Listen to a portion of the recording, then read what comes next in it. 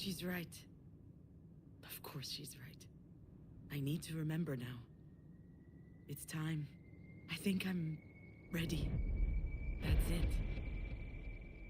I remember now. Not everything, but... You could at least crack a window.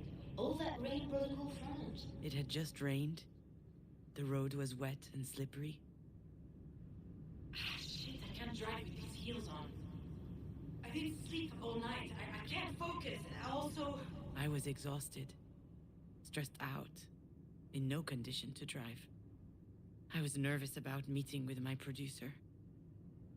Mom, watch for the deer! I don't know why I didn't see the deer earlier. My mind must have been elsewhere.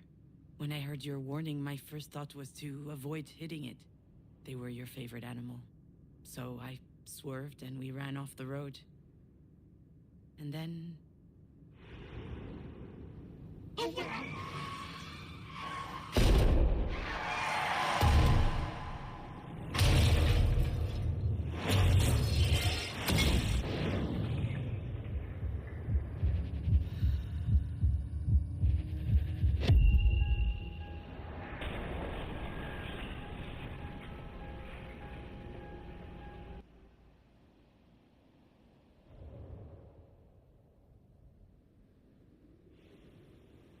What are you doing, my little fawn? Playing with Grandma's dollhouse. What game? I'm playing you when you weren't a mom yet. Can I play? I'll be Alex. Hey, cutie. You come here often? Hi, do you want a baby? Oh, this is moving a bit fast. What the heck? Let's make the best little girl on Earth. Of course you'll be the best. How do you know? Well, I'm the one making her in my belly, so... Talking to you was intoxicating. Every time you opened your mouth, I was expecting the unexpected. I loved the way that your little brain continually managed to make sense of the world. But that day, the most astonishing thing was your assurance. How on earth did you have so much trust in me?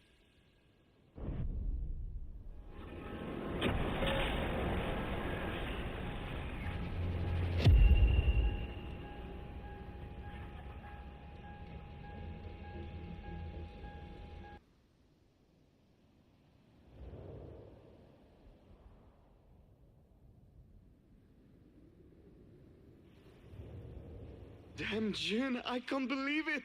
I'm going to be a dad. We're going to be parents. When I got your picture, I yelled so loud, I think 3 guys here had a stroke. I'm just unable to focus on work. I'm so happy. It feels so... I feel like it's going to change my life.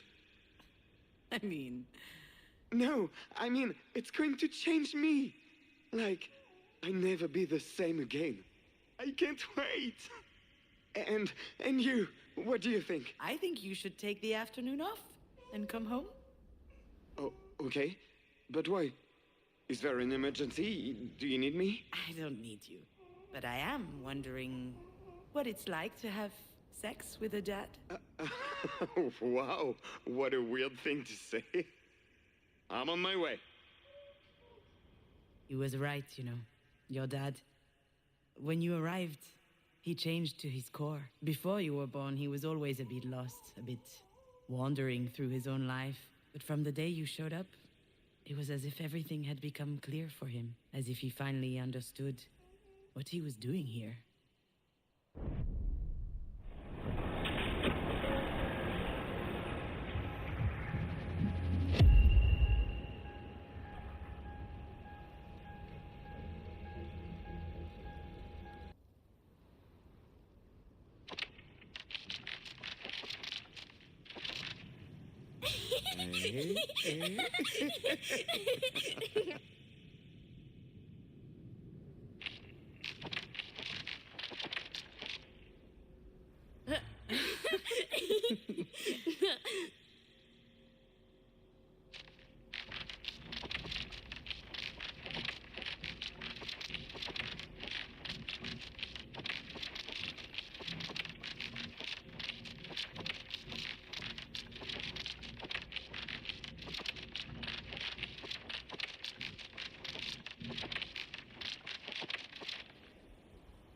Listen to me, Junon.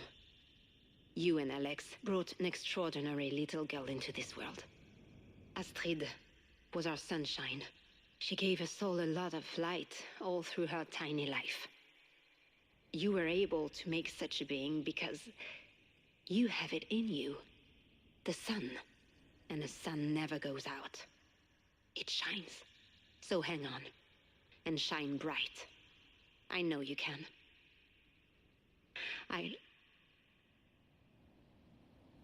I'm proud of you. You and Marie have a connection that's peculiar. You used to spend hours in her shop watching her paint. She loved that you were so curious. She smiled at you, explained stuff to you. She asked for your opinion about her work. Can you imagine? When I was 4 years old, I wasn't even allowed in her damn workshop. But you had something inside of you that completely changed her. Actually, I think this is what saved me that day. The idea that even Marie could be touched by a ray of sunlight. There had to be one out there for me too.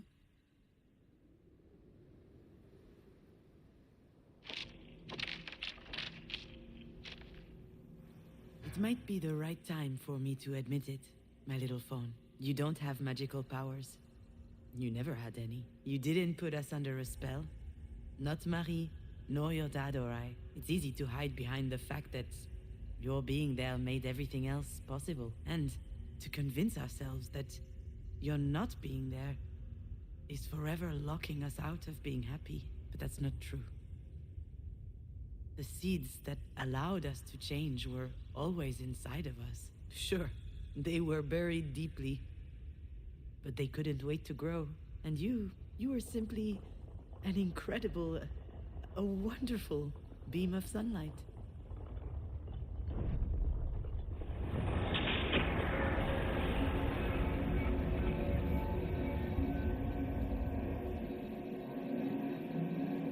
You don't have to do this to me, Mom.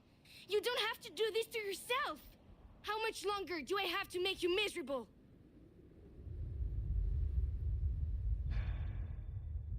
My little fawn, I can't do this to you. I don't know if I'll ever be able to forgive myself for what happened, but you've brought too much light in my life for me to reduce you to that. What is that?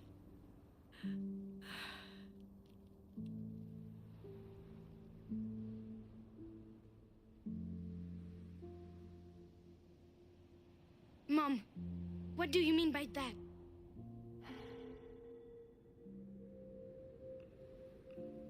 You know what I mean. I do, but I'm not sure you do. So I'm going to need you to say it. What is that?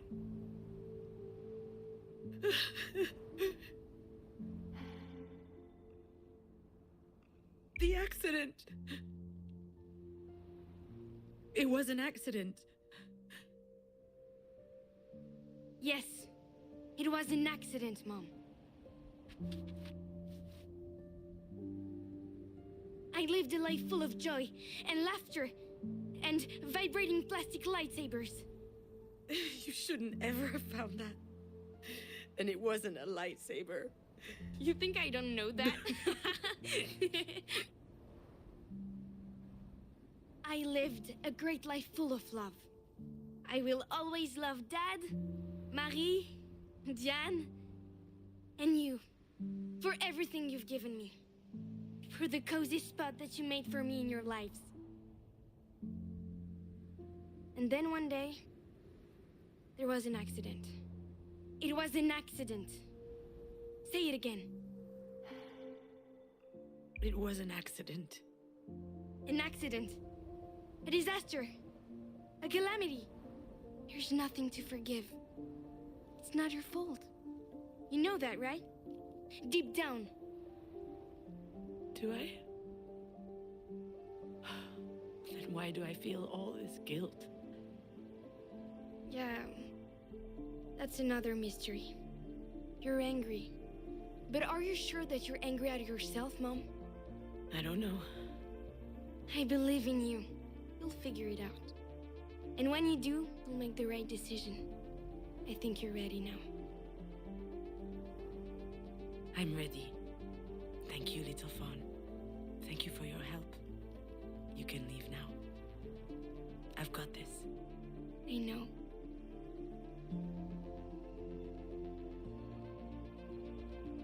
I love you very much, Mom.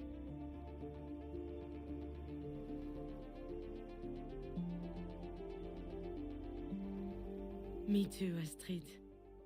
I love you very, very much.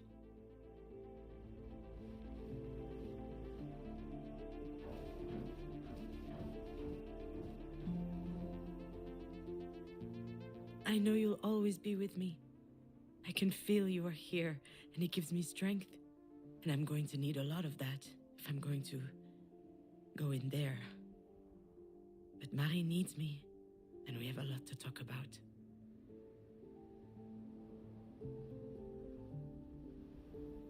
I guess I should have asked the doctor to give me a little something before I went into this room.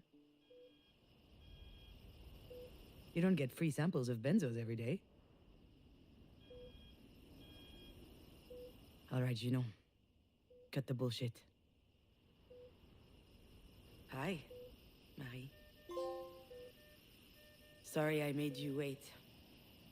I had to sort out a few things. A lot of things. But anyway, you knew I was coming eventually, didn't you? You've always had this weird gift of knowing what we're about to do before we even think about doing it. Once again, you were right. I'm here. But I almost didn't come in. I was close earlier, but I just stood outside the door. I was angry at you. I don't even know why. I mean, you're not exactly the warmest mother in the world. Still, why are things so complicated between us? Why do I always feel so threatened when I'm around you?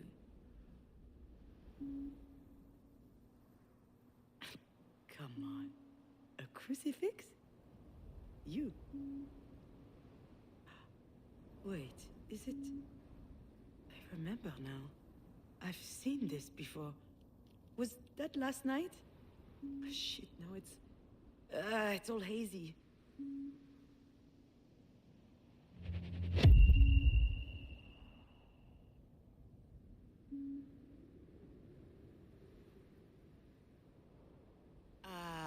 Hold on. What's that around your neck? Is that a cross? This? It's a childhood keepsake. I found it in my stuff a while back. What? Were you a choir girl or something? It's a bit more complicated than that. I'm listening. Please, you never told me anything about your youth. Ugh. What the heck? After all, why not? That might do me good. And I owe you that. What's that supposed to mean? Nothing. Just shut your mouth, pour me a glass of wine, and listen.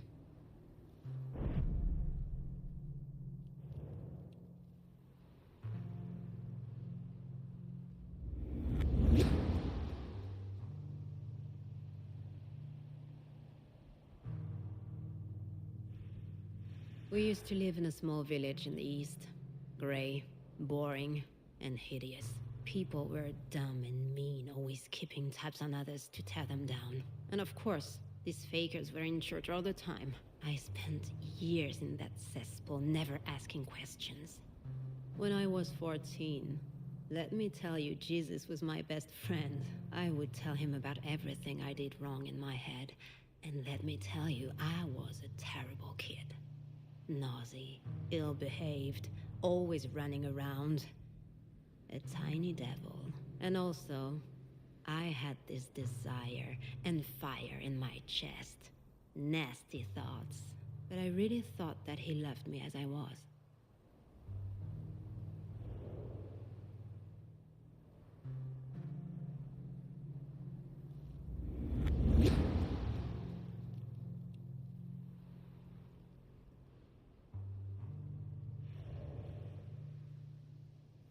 Back then, I had 3 sources of comfort. Jesus, books, and drawing.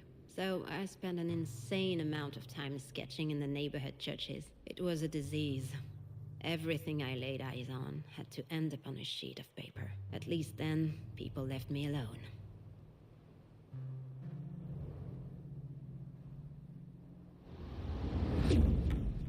Otherwise, let me tell you that I never got a minute of peace. Family with 4 kids living in a 2-room apartment, so I looked after them.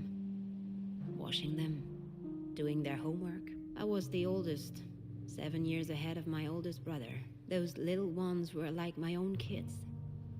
My mother had too much work. At least, while I was taking care of them, I didn't have those weird desires.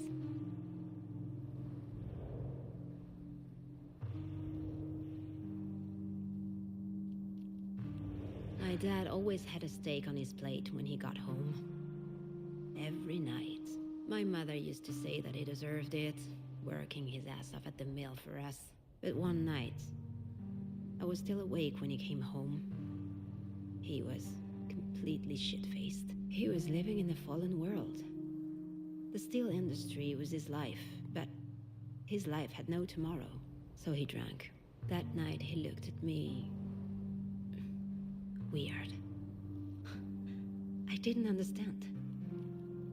I felt guilty.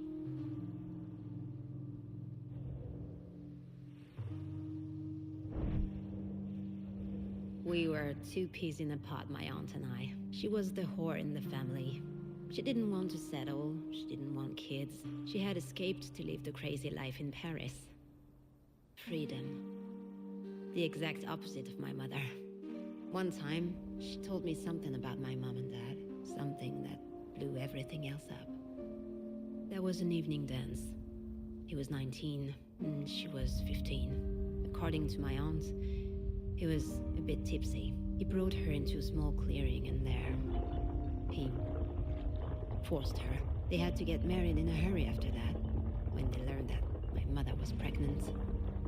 Pregnant with me.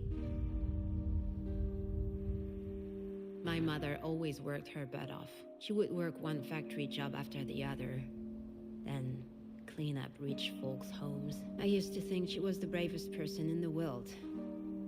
And the strongest. Of course, she had her own temper. She would get into these screaming matches sometimes. And she would drink too. But I was convinced that I could trust her.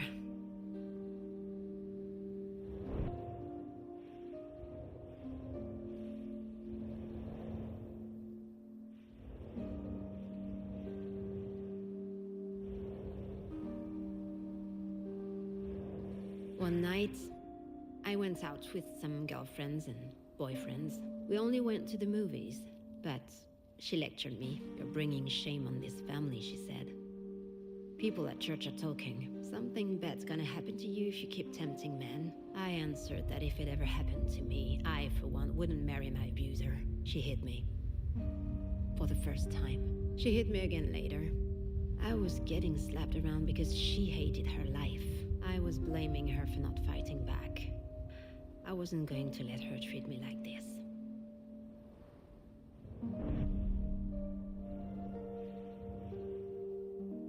The day after, it felt like a spell was broken. The church stank.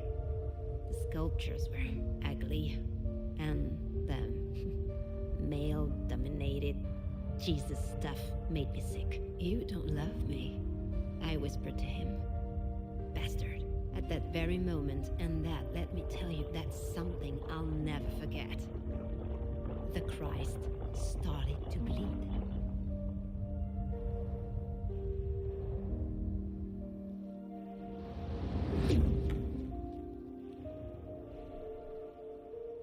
I had my first period right after my tantrum at the church. I was already 14 years old.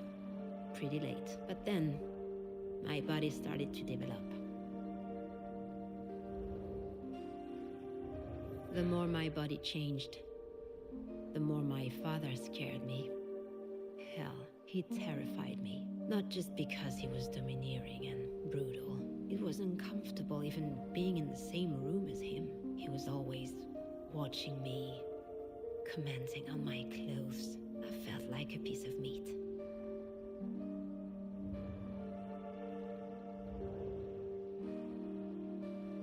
The last time she raised her hand to me, she hit me so hard. My nose started bleeding. We were having another fight about one of my outings. By that time, I was going out for real, just to spite her. You know me. She called me a harlot. So, I bit back. At least I'm not gonna stick with the first guy who knocks me up. I didn't have time to finish saying it. Whack! She slapped the shit out of me, and she spit out. If it were up to me, you're the one I would have dumped. It's stupid. But that struck me right in the gut. And that's when it came up, boiling. The rage. I tasted blood in my throat. I couldn't think straight. My ears started ringing. I felt a jolt running through my body. And then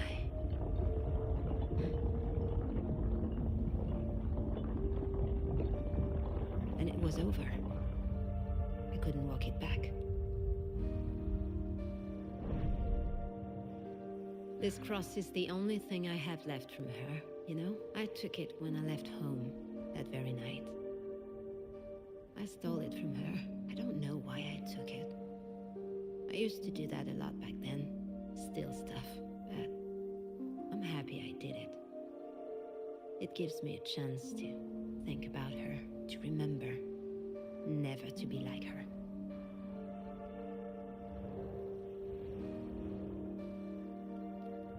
You see, I'm always telling you to face things head on. But that day, I left.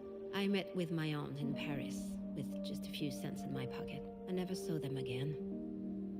Not her, not him, not the kids. And I never turned back.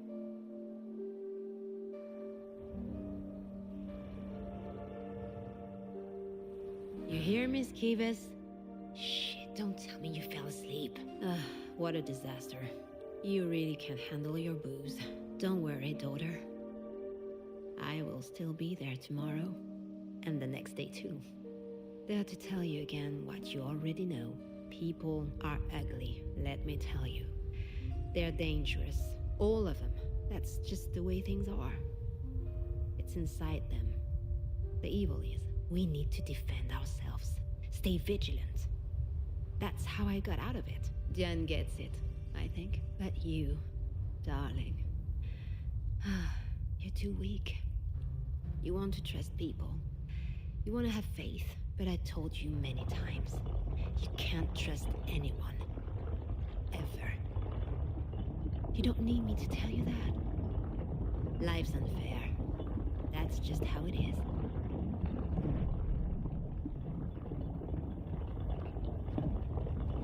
So this is what your life was like.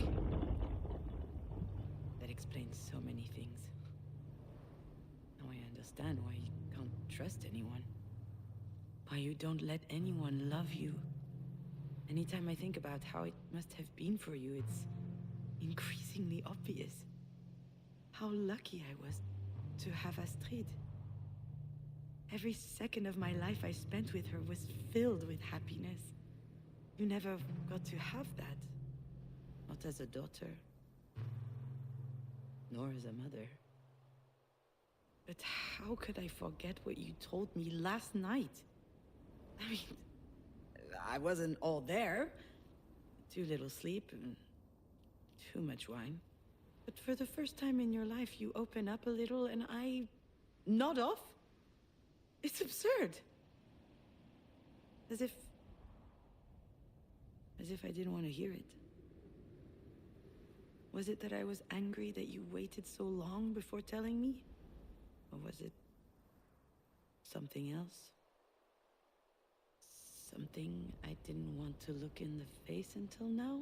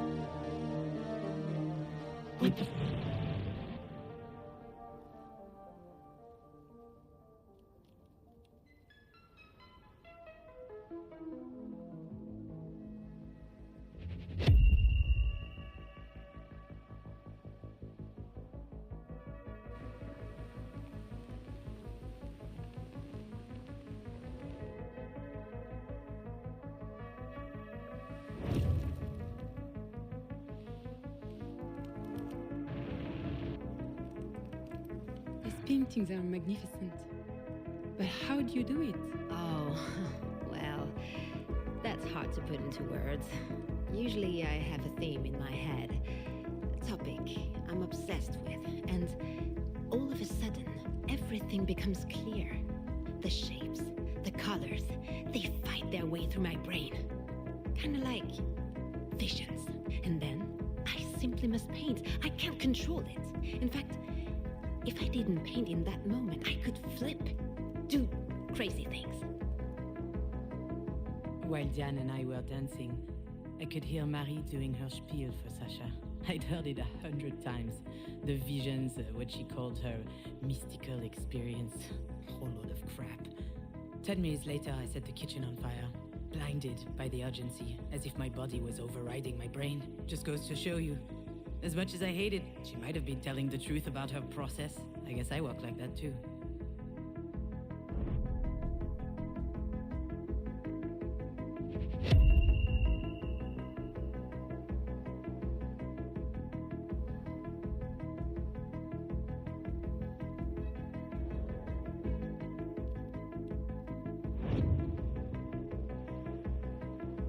Where did the bird go? Oh, it's gone. It is? Yes.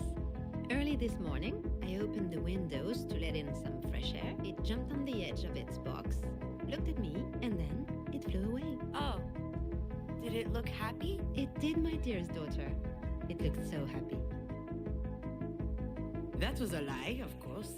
I know that now. But I believed that beautiful story at the time, without reservation. That's another thing which doesn't work in my relationship with Marie. The fact that she would lie to me because she doesn't believe I'd be able to face the truth. The fact that she doesn't trust me to deal with it.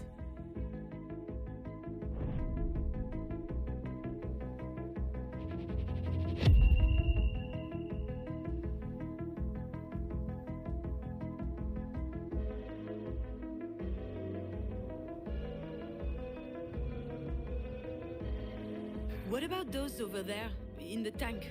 Are they still alive? Of course. The true connoisseur prefer to cook their lobsters at the last minute. And I'll take them. absolutely, miss.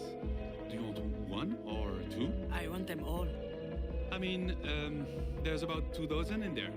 Did you win the lottery or something? I'll need one of your coolers too, for the road. I drove to the ocean, opened the box and threw them back in the sea. Freeing them was pointless, laughable even. But it felt amazing. I was able to change things. I could reject the fact that it is what it is. Just say no. What's the point in being alive if everything's already been decided for us?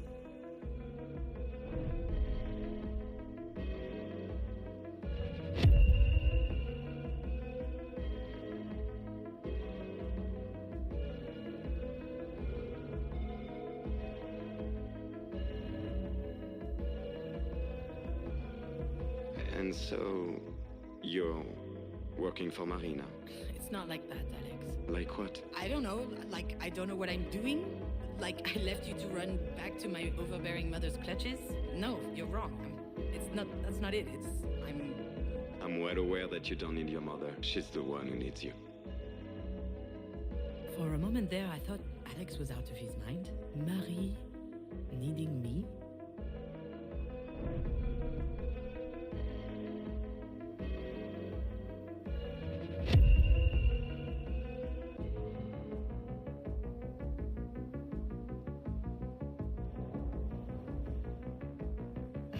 Can't believe how much Astrid loved that house. Why are you surprised? It's awesome. Really? Well, yeah. Have you looked at it up close? There's all these little intricate details. You can open the doors, move the furniture, turn on the lights. Marie must have spent a lot of time on it. I don't know. I think it's an awesome present. When Alex said that, I was reminded about my mobile. Just like the house, it was magnificent, intricate, exquisite. I believe that's why I kept it in my room for so long, hanging above my bed. These two presents were the two singular proofs that Marie cared for us. That was her way of saying she loves us.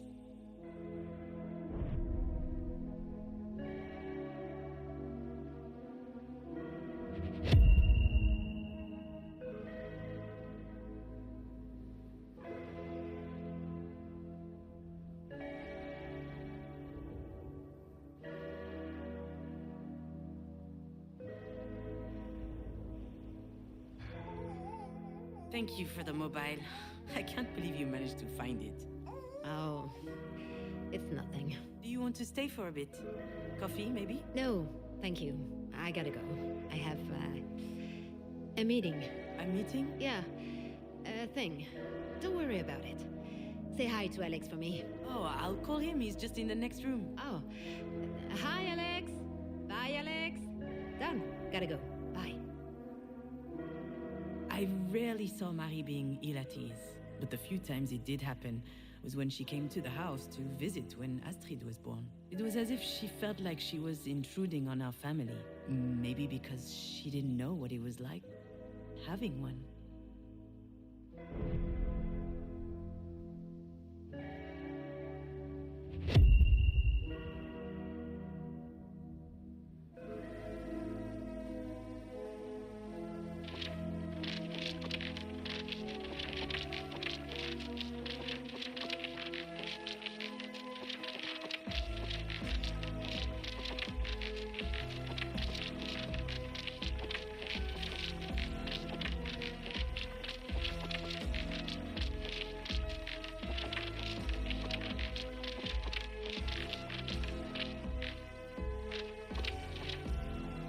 Mom, thank you. What for? You know what for. For what you just told me. For not giving up on me. For your help. Listen to me, dear. One thing is for sure on this wretched earth. A single thing. It's that you don't need to thank me. For anything. I'll see you Monday at the studio.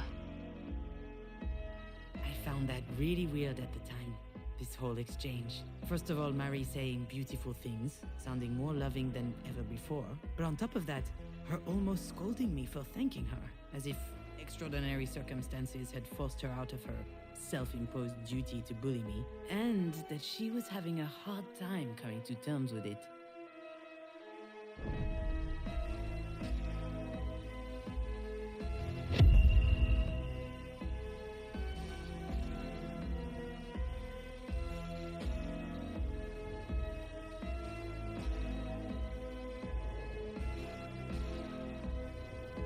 Mademoiselle, could I have another glass of champagne? Oh, I don't work here. I'm Marie Demange's assistant, also her daughter. Her daughter. Remarkable. But you don't look anything like her. Do you paint as well?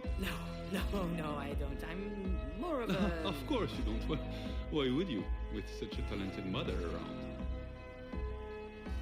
I've never felt like I'm competing with Marie. My love for the movies, my penchant for writing, I did it all for myself, without thinking about her.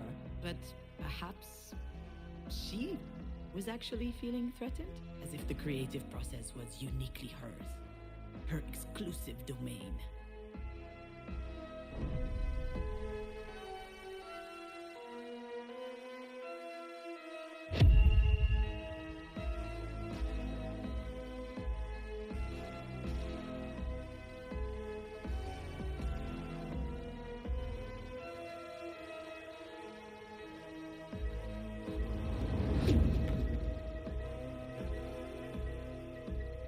This isn't news to you. It's unfair, but that's how it is. You didn't choose to be my daughter. I didn't choose to be my mother's daughter. I could blame it on God, but that would be giving him too much credit. I don't know who's to blame, really. I do know that it's unavoidable, though. And Astrid, She didn't choose us either. She wasn't supposed to be part of this family. At first, I thought that she could be the one to break the cycle, but in the end, the curse got her too, and it hit again. Harder. My shitty curse.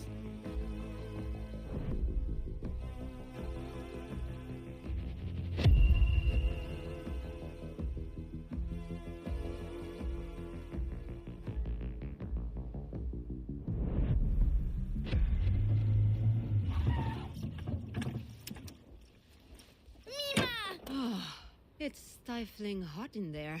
Yeah, sorry, AC's broke. Get in, we're running late. Don't sit on my script. You could at least crack a window. All that rain brought a cool front. Mima, Mima, Mima! Oh, sweetheart. How are you doing? You look great today. I'm a princess, the computer princess. That is so special. Can we get going? All right, all right. We have time. I don't. I need to drop off Astrid at Mina's and then I have a meeting at the production office to show my... Just start the car. That will teach me to ask you for a special favor. Yeah, this is the third special favor this week, Marie. Just go. And great.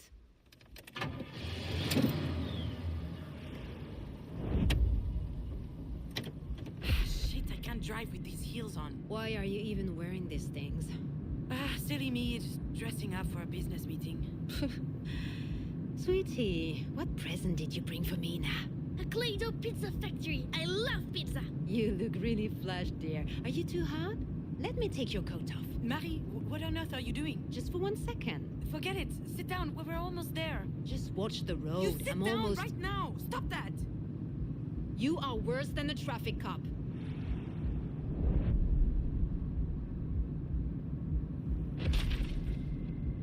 Shit, watch it. My script. You're still writing for this garbage? Damn, Scavis. You might have the lowest self-esteem I've ever seen, but I must admire your perseverance. No one asked for your opinion. I didn't sleep all night. I can't focus. Also, I'm too old for this. Okay, I'm taking off my coat now. Anyway, sounds like you're not yet too old to be a mediocre writer.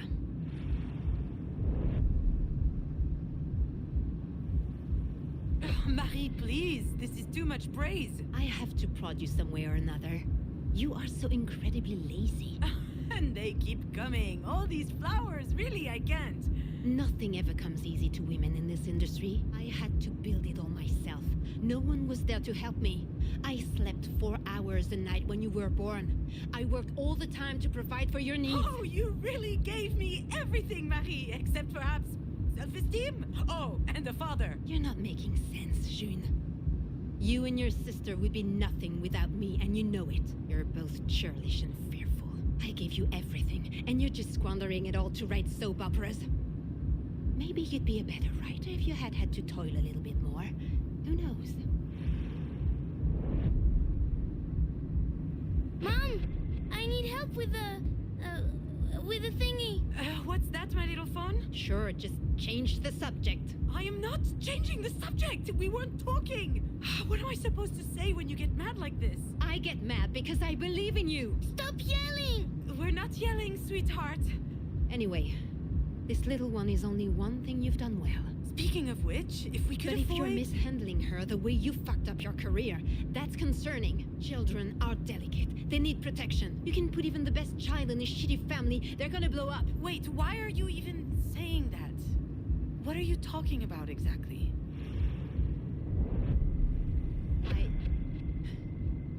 I made some mistakes with you two, it's true. We turned out okay in the end, didn't we? Whatever you think. You don't get it. There's something hanging above our heads. All of our heads. Something that's about to fall on our heads if we're not careful. It's been there forever. Passed from one woman onto the next in our family. Like a disease. Are you sick, Mimo? No, sweetie, she's not sick. This is grown-up talk. You're right, June. Love. Love of self. It's true, I don't think I taught you that. But I think that's because no one taught me either. Or my mother. Oh, okay, and so you're... scared for Astrid?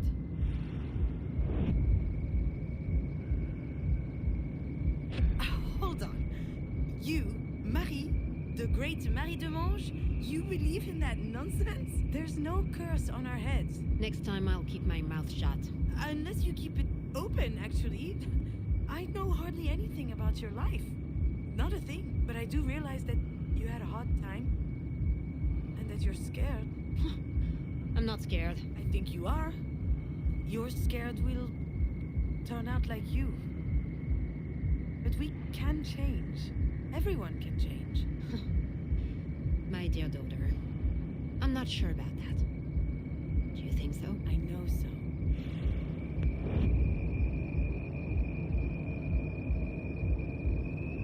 And that's all thanks to you. You taught us that in your own twisted, painful way, but still. I did what I could. And in the end, you did give us the means to change things. You've taught us how we could blow off the entire world and do whatever we wanted. That's your way of showing love, don't you think? Love isn't my thing. Oh, Mom, come on. You love me and I know it, in spite of your best efforts to hide it. I can feel it, and I love you. And I love you too, Mimo. Oh, thank you, dearest. Makes me so happy to hear you say that. I like it better when you're nice. Why are you not in your seat? What are you doing standing up? Marie, why is Astrid completely unlatched? She was sweating. I just took off her sweater. No big Shit, deal. I told you to keep her safety belt on. Are you kidding me? You know, you're so uptight sometimes. Unbelievable. I am not uptight. I would just like you Mom, to... watch for the deer!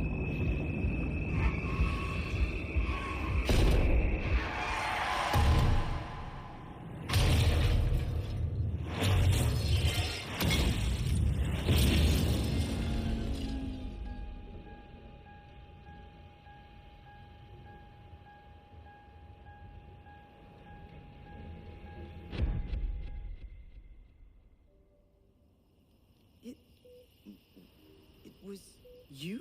You knew, didn't you? The fight, the unlatched safety belt. I'm sure you remembered, and you didn't say anything. You just hung me out to dry with my feelings of guilt. That's it.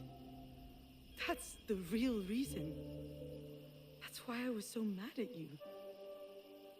I'm sure that's also why you filled in this stupid paper with my name on it. You probably thought that if anything happened to you, it would be some kind of divine justice. I would have a choice of what to do with you. And now, I have to make the decision. So what am I supposed to do, Marie?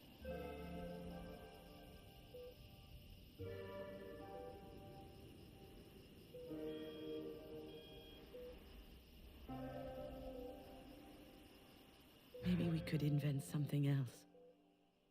We deserve that.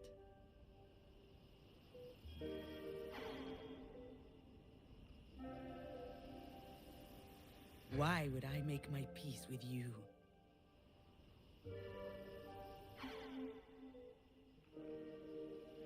I could agree to play by your rules. One last time.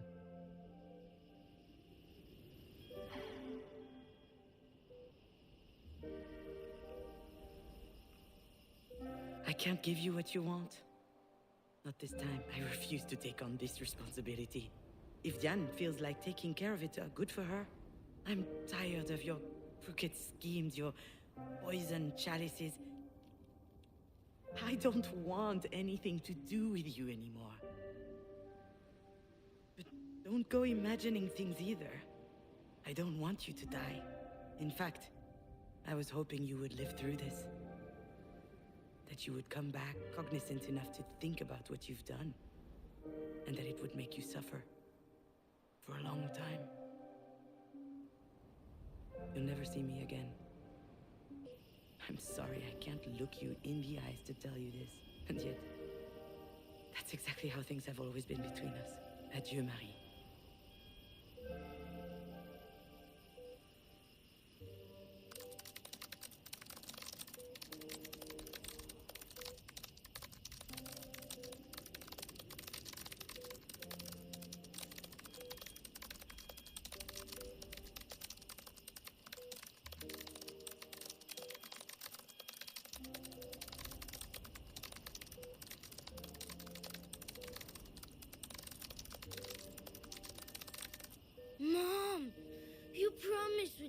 the park. And we will. Just give me 5 more minutes, will you?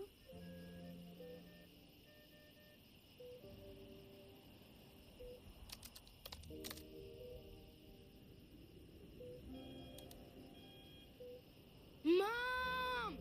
All right, Achille. Here we go. At last! Are you happy with your story? I think so. Fine. You'll read it to me later? I'm not sure. It's not really a story for kids. And I want to trade the red Stegosaurus today. Did you know his tail is actually a slide? really? Can I try it too? Only if we buy ice cream on our way back. Seems like a fair deal to me.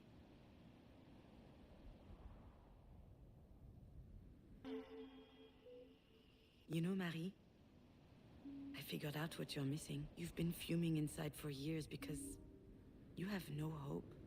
But no one can live like this. Not really. I need hope. That you'll be okay. That you will heal. That life will go on. And maybe even one day, you and I can talk. Really talk. About everything. And if, unfortunately, things don't turn out that way, if you were to die, at least we'll have had this. Hope that things change. Hope to change. I'm not forgiving you, Marie. As Astrid would say, there's nothing to forgive in an accident. The only one I want to forgive is myself. I forgive myself for my failures. For not believing in myself for so long. I'm sorry I had such a hard time realizing how strong I am. In my own way. I have the strength to live. I even have the strength to help you live if it comes to that.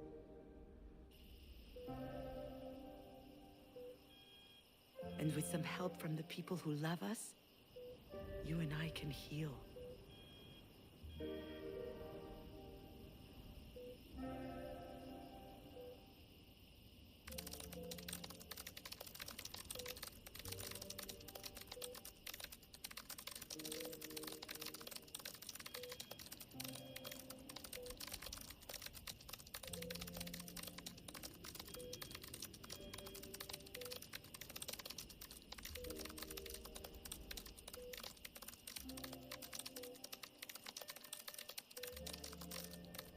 Mom! Yes, I know. Just a little more patience.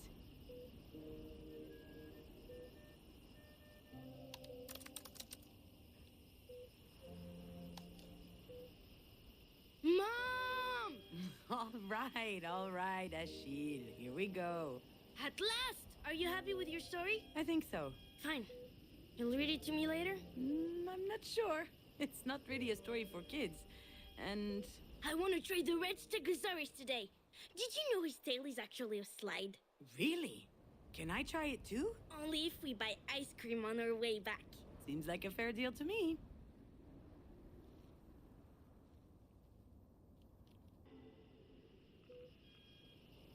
Very well, Marie. We agree. I'm going to tell the doctor not to take life-prolonging measures. That's what you would have wanted. But just so you know, I'm not doing this for you. I'm doing this for Diane. She loves you, you know? She doesn't want you to die. But I don't want you to begrudge her for still being alive. I'm doing this for myself as well. Because I hate you. I hate you for what you did to Astrid. I hate you for my years of defenselessness and anger. And I think I'll never be able to not hate you. I actually understand your fear of not being completely there. I understand it because that's how I've always lived. It's horrible. And it stops today.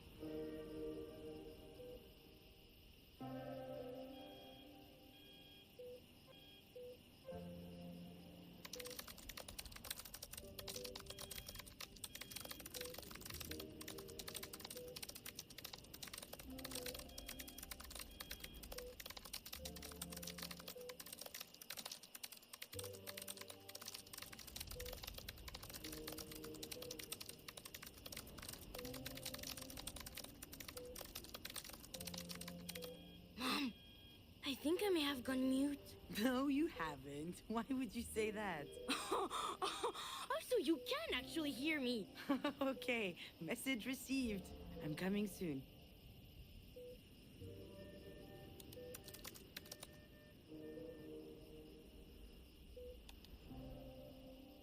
Mom!